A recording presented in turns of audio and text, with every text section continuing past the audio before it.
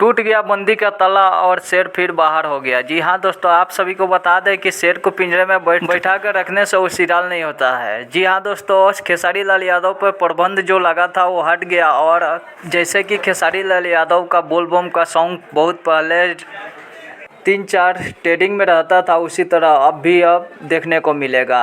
पवन सिंह धमाल मचा रहे थे भोजपुरी इंडस्ट्री में, बोलबम को सॉन्ग को लेकर के सॉन्ग के ऊपर सॉन्ग ला रहे थे। उसी तरह अब खेसारी लाल उनको टक्कर देने के लिए आ गए हैं और पवन खेसारी के फ्रेंड के बीच भी अब झगड़ा शुरू हो जाएगा और ज़बरदस्त टक्कर होने वाला है भोजपुरी इंडस्ट्रीज में बोलबम को सॉन्ग को लेकर के। आप सभी को बता दें कि खेसारी लाल यादव भी अपना सॉन्ग बहुत सारा ला रहे हैं। खेसारी लाल यादव पवन सिंह को पहले से कैसे कंट्रोवर्सी थी वो आप सभी को मालूम है और वो वहाँ पे लड़ते हैं और दोनों स्टारों के फ्रेंड भी आपस में लड़ते हैं। तो उसी तरह अब होने वाला है, खेसारी लाल यादव भी अब जहाँ चाहे वो अपना गाना गा सकते हैं और रिलीज कर सकते हैं। तो आप सभी को क्या सोचना विचारना है इस बारे में, खेसारी लाल पवन सिंह के बारे में, आप लोग कमेंट करके बताइए। और दोनों में से किसका गाना अच्छा लगता है, किसका गाना आप लोग ज़्यादा सुनते हैं, कमेंट करके बताइए। हमारे चैनल को सब्सक्राइब नहीं किए हैं तो प्लीज़ सब्सक्राइब कर लीजिए। धन्यवाद।